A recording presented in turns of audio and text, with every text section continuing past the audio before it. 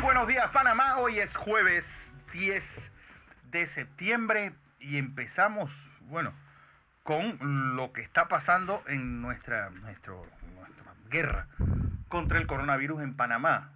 Yo creo que números ya bastante, incluso ayer, pues muchos describiendo lo que ha sido ese cambio de estrategia, ese golpe de timón que ha hecho que ayer solamente hubiesen, desafortunadamente, muertos, solo 8. En comparación con la situación de Costa Rica, y la situación de Costa Rica sí es preocupante. Hoy, Bogotá, al borde del caos, debido a un caso de brutalidad policial y la muerte del señor Javier Ordóñez, quien estaba siendo tratando de ser controlado por un par de policías y lo llevaron a la asfixia. Un día también en el que Bob Woodward, y es que está saliendo en todos los medios de comunicación, pues un libro sobre Donald Trump. Y eso en la misma semana que el señor Cohen, ex abogado de Trump, pues publica un libro que es, un manual de la no política. Dice que los latinos son muy brutos para votar por él. Habla también del voto negro, así, lo pinta como un hombre racista. Él hoy, por ejemplo, hace en un tuit, pues hace un llamado a la colonia puertorriqueña a recordar a ese gran hombre que fue Roberto Clemente. Hoy también debemos empezar, estos incendios tanto en Oregón como en California, que ya llevan 3 víctimas fatales, además de la destrucción que están provocando. Y pues felicitar a la gente del Suntrack. Hoy llegan a 48 años de fundación, el Sindicato Único de Trabajadores de la Construcción. Así que yo creo que sin lugar a dudas el más beligerante e importante de nuestros gremios sindicales. Felicidades a todos sus dirigentes y miembros. Don José. Opa. Saúl. No me ponga nervioso. Buenos días, Fernando. Buenos días. Buenos días a toda nuestra audiencia que nos sigue en KW Continente y en Canal 21 Next TV. Oiga, primero un abrazo solidario a los trabajadores de la construcción, particularmente al sindicato de Suntrack, nuestro amigo Genaro y a Saúl Méndez, a decenas de miles de dirigentes, ¿por qué dije miles? A decenas de dirigentes que a lo largo de estos años hemos conocido, sin duda alguna.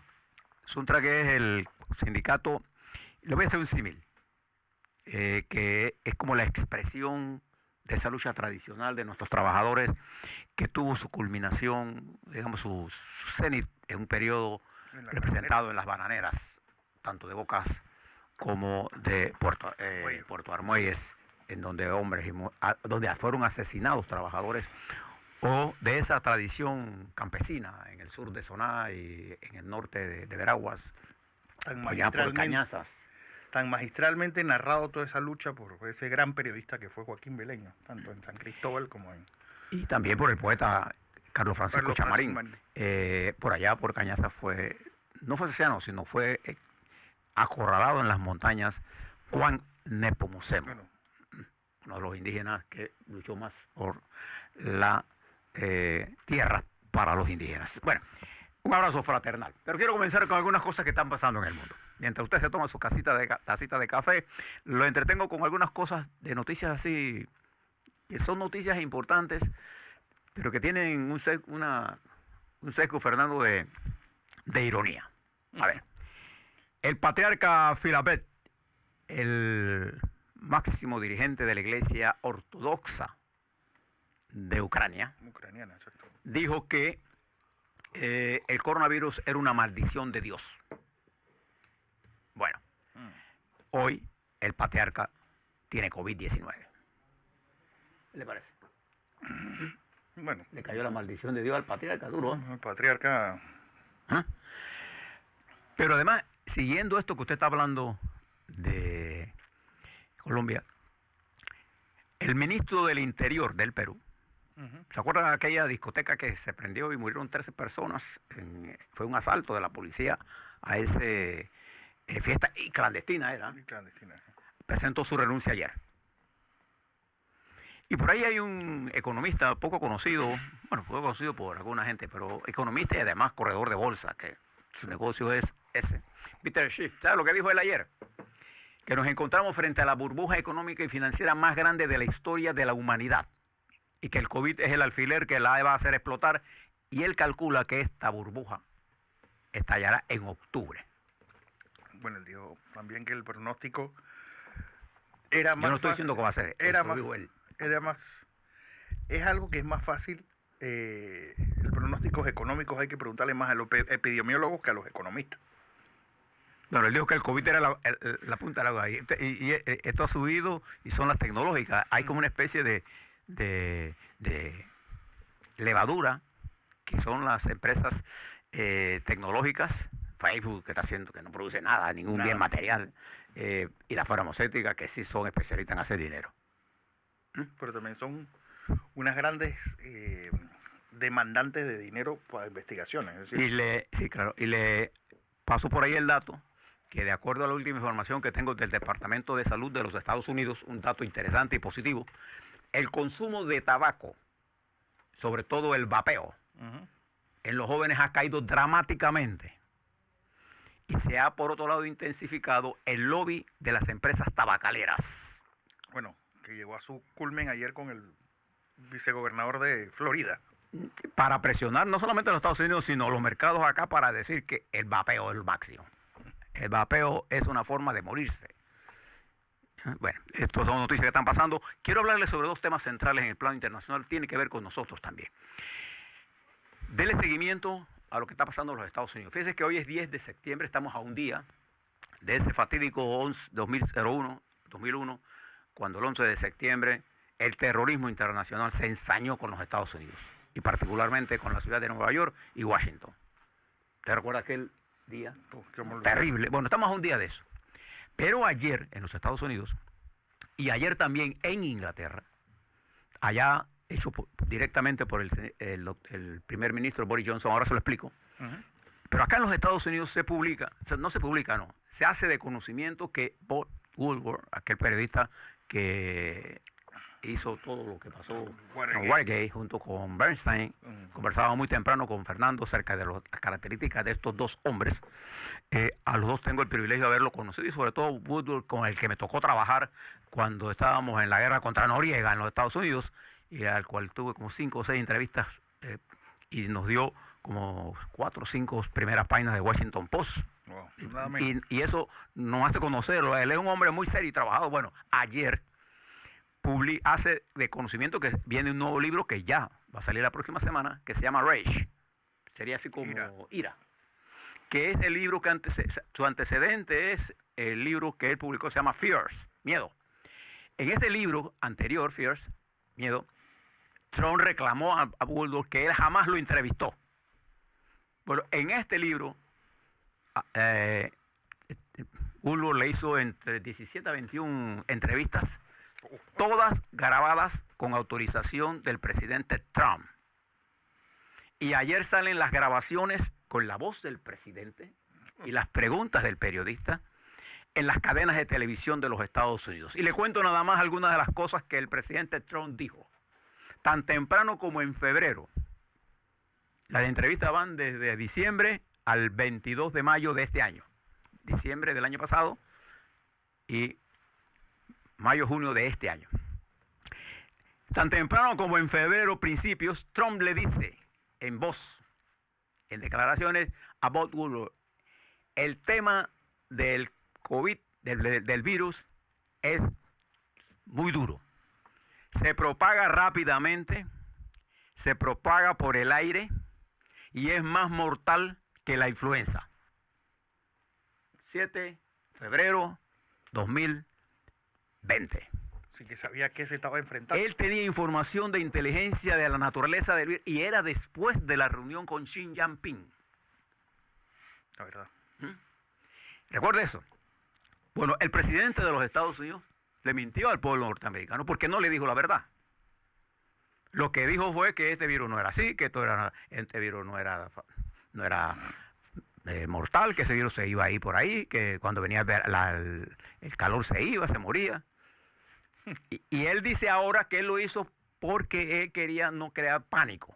En realidad, el libro no solamente habla de esta mentira de Estados Unidos. Uno se puede pensar ahora si el presidente de los Estados Unidos le hubiera dicho la verdad, y el pueblo norteamericano, y le habla, yo he estado y conozco y aprecio al pueblo norteamericano, son gente que está acostumbrada a enfrentar la verdad. Sí. Usted se recuerda aquel famoso discurso del presidente Roosevelt cuando decidió ir a la guerra. Y lo dijo... El día de la infamia. El día de la infamia. Y fue y lo dijo con firmeza. Los Estados Unidos es un pueblo acostumbrado y pulido en la batalla. Pero este presidente prefirió no decirle nada. Promovió actos sabiendo él que el virus se reproducía a tal velocidad y promovió el no uso de la mascarilla para dar un nivel de tranquilidad aparente, pero lo que le interesaba en el fondo eran dos cosas. La campaña. La campaña y que la economía se mantuviera a flote. No importa que murieran norteamericanos. Y ya para abril-mayo, las muertes en los Estados Unidos eran asombrosas. Ayer nada más, 1.200 norteamericanos murieron por el COVID. Esa es una de las citas. Pero después habla sobre la posición del presidente frente al tema de Bob le pregunta al presidente Trump, bueno, ¿qué le parece a usted? Que usted y yo somos blancos, que tenemos privilegios. El presidente Trump no le importa eso. Pero además de eso, hay unas citas del presidente en vivo hablando sobre la existencia de armas superpoderosas en el arsenal nuclear de los Estados Unidos. En la historia de los Estados Unidos nunca había pasado cosas como esta. Que un presidente esté diciéndole a un periodista que hay armas, porque el presidente tiene acceso a información privilegiada, que es secreta. Y probablemente se trataba de los submarinos estos atómicos con capacidad de movilización a velocidad con nuevos misiles atómicos. El Pentágono, con mucha más, dice, nosotros nos declaramos sobre libros que no hemos visto. Pero además de eso, el libro recoge la entrevista de por lo menos 21 altos funcionarios del gobierno de los Estados Unidos, en los que está el general Mattis, y ahora usted va a entender por qué el Trump odia a la estructura militar superior, porque el general Mattis describe a Trump como un hombre incapacitado para dirigir la nación. Wow. Ese libro, que ayer fue, digamos, el comentario en todas las cadenas de los Estados Unidos, y que el presidente Trump inmediatamente montó una estructura para enfrentar esta nueva realidad, también está siendo discutido en el mundo. Nos enteramos que la conversación con el presidente de China, el presidente reconoce allí el trabajo, según él, que había hecho el presidente de China. Y el presidente de China le informó a él, igual que en su inteligencia, de lo que estaba ocurriendo. Y hay un informe de la inteligencia norteamericana tan temprano como en enero que le advertía al presidente, y entre ellos estaba este señor Romero, que le advertía al presidente que este era el problema de seguridad más grande de los Estados Unidos. Esto fue de tal nivel que llevó al candidato Biden, del Partido Demócrata, a hacer una conferencia de prensa, obviamente al ataque político. Sí, sí, todos. Y también salió el periodista Bernstein, un amigo del periodista Woodward, para decir, Bernstein, que esta es una historia de las más deprimentes de los Estados Unidos, en la que un presidente, teniendo información de seguridad, prefiere que su pueblo pase por lo que pasó, en vez de decirle la verdad. Bueno, todo esto está ocurriendo en los Estados Unidos y esto ha desatado un nuevo canal de la campaña. Recuerde que el presidente Trump quería cambiar el término de COVID de la campaña, sacarlo, y lo concentró en ley y el orden, la lucha contra los radicales, contra el virus chino. Ahora resulta que el virus entra con una violencia extraordinaria con esta publicación que hace Woodward, que hoy es y va a seguir siendo noticia durante los próximos días, porque todavía el libro no está en manos de nosotros. Nosotros estamos viendo los tapes que se están pasando de las conversaciones. O sea, el presidente no puede negar algo que ya él dio.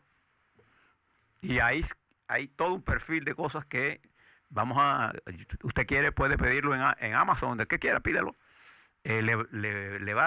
Se calcula que ya la preventa ya está toda vendida. Pero haga su reserva, porque es bueno enterarse de las cosas que ocurrieron allí. Mientras eso estaba ocurriendo allá, le cuento lo que estaba ocurriendo en Inglaterra. El primer ministro Boris Johnson hace una conferencia de prensa, pone al jefe de sus servicios médicos a explicar lo del COVID, en donde él, el jefe de prensa, no, el jefe de la atención, el asesor en materia de salud pública, hace una descripción de el retroceso que ha tenido Inglaterra con respecto a la lucha contra el COVID y cómo se está el rebrote retomando áreas importantes y las medidas que se van a tomar duras de nuevo. Terminado lo del COVID, el primer ministro habla sobre el Brexit. Y mire las cosas que dice. Dice él que si el 15 de octubre no hay firma, él va a proceder por la libre en abierta violación a los tratados que ya él firmó. ¿Por qué le traigo esto? Porque esta decisión del primer ministro inglés pone en juego la naturaleza de la estabilidad jurídica internacional. ¿En qué tratado podemos confiar entonces? Sí. Preste la atención, nosotros tenemos, el canal es nuestro, pero nosotros tenemos un tratado de seguridad firmado con los Estados Unidos. Claro. Que es el único que está vigente. Los demás tratados ya no existen. Ya el canal es nuestro, eso no es lo que está en discusión ahora. Si los Estados Unidos quiere cogerse el canal de Panamá, tendrá que tomárselo a la fuerza, pero ya el canal fue oficial y formalmente traspasado a Panamá. Recuerden las dos ceremonias, la del 1 de octubre del 79 y la ceremonia del 31 de diciembre del 1999, en que oficialmente salió la última persona de la llamada zona del canal. Entonces, esta situación inmediatamente provocó la reacción de Irlanda del Norte y cayó como un abono a los independentistas escoceses, claro, que tienen contra la pared en las últimas encuestas de ayer. La relación está 70% a favor de los independentistas escoceses contra 20% de los conservadores, aplastante mayoría, y el peligro de la ruptura de ese gran país que es Inglaterra ahora se actualiza, y la polarización de la lucha entre el señor primer ministro y la Unión Europea ahora lleva a un punto en la que la primera víctima ha sido la libra esterlina, que cayó; 2, la presión sobre la recesión. Europa ahora molesta por lo que ha dicho. Los irlandeses, el primer ministro irlandés, acuérdense que Irlanda tiene dos fracciones, una que es respaldada por el gobierno central y la República de Irlanda, que es otra cosa, que ahora dice, él está violando los tratados internacionales. Bueno, y amén de lo que vaya a pasar en Cornualles, Gales y el resto, porque recuerden que el Reino Unido son varios. Y súmele a eso lo que está pasando en el Reino de España, ¿no? Que está rumbo a la colapso del sistema por la incapacidad política de esos jóvenes que están allí, que están más pensando en sus intereses políticos personales que en la estabilidad cuando usted oye a un Iglesias comparar que la monarquía, que sé yo quisiera que Iglesias se pusiera a ver quién es más democrático, la España monárquica de actual o Kim Jong-un, sí, o Maduro. Simplemente. O los Castro, o los amigos de él. Entonces, en este escenario, póngale ahora el discurso que ayer pronunció Xi Jinping en la República Popular China, en donde en una reunión masiva del partido, donde estaban los que mandan, advirtió que el camino de China hacia el control del coronavirus había asegurado un éxito a la República Popular China, y por otro lado estaba en el camino de la reconstrucción. Y súmele ahora la inestabilidad que deja la salida de Abe, el primer ministro de Japón, en un momento en que el mundo se debate entre un liderazgo ahora cuestionado de Putin y un resurgimiento de la alianza entre la señora Merkel y Macron teniendo un mayor preponderancia en el Mediano Oriente. Entonces, en ese mundo complicado, entre los Estados Unidos en particular, el de Inglaterra y este nuevo apertura de la discusión internacional, tenemos que mirarnos qué está pasando en nuestra región. Observe que si usted mira el discurso de Trump del principio, son cotejas con el discurso irresponsable del presidente Bolsonaro en Brasil, sí, pero igual de irresponsable con el discurso del señor López Obrador en México, en donde ambos decían que esto no era nada y que el otro salió abrazando, ¿se acuerdan? Que abrazarse entre los hermanos. Que salieran y comieran. Y el otro allá está diciendo que no usaran mascarilla. Y el virus se lo está comiendo y le echaron la culpa uno a China y lo otro a la derecha. Y lo otro a la izquierda. Mire el mundo donde estamos parados y observe nuestros dos países. Mire la situación de Costa Rica cómo está. Mire la situación dramática de Colombia con incrementos del COVID. Los números son interesantes. Le doy los números mundiales para que usted tenga una idea. 28 millones, Fernando, de contaminados. Ya estamos aquí. Un momento. Y cerca de 910.000 muertos para el día de hoy. Por ahí. Global, 28.129.025, 913.371. Los Estados Unidos con 6,6 millones de contaminados y con 190 y tantos mil muertos. 6.549.722 y 195.245. Oficialmente aparece en las pantallas de la televisión de Estados Unidos 192.000.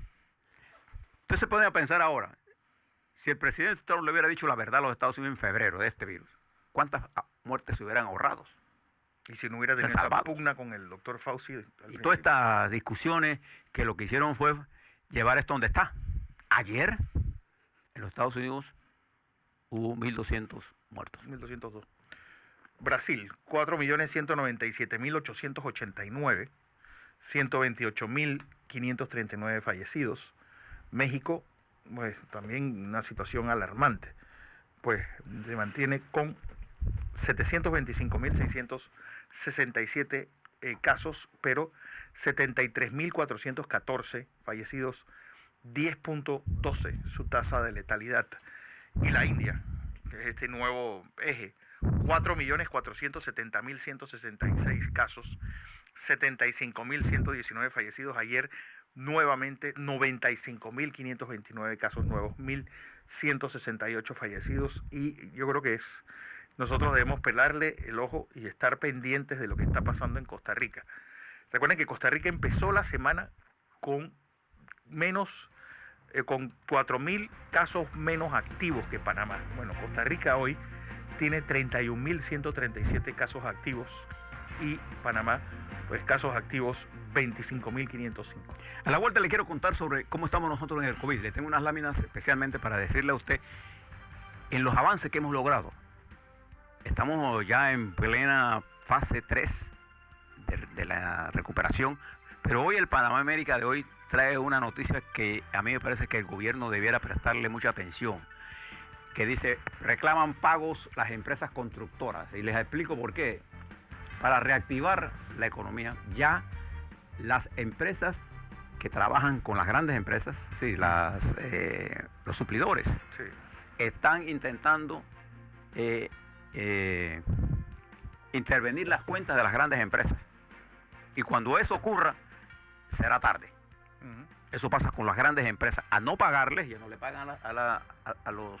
Tiene un efecto cascada. Y entonces, lo primero que hay que hacer es pagar las cuentas antes del COVID, para que no se produzca el secuestro de las cuentas antes de que sea demasiado tarde. Y ahí están los obreros de la construcción que pueden dar testigo de esto. ¿Cuántos trabajadores se van a incorporar? Tenemos que hacer ese esfuerzo. En ese plano hablo sobre eso, sobre los avances del COVID y la reactivación económica. Y también quiero hablar sobre algunos otros temas de interés nacional. Ayer le manda saludos el coronel Eduardo Herrera, con el que tuve la oportunidad de conversar en el día. El Eduardo Herrera Hassan.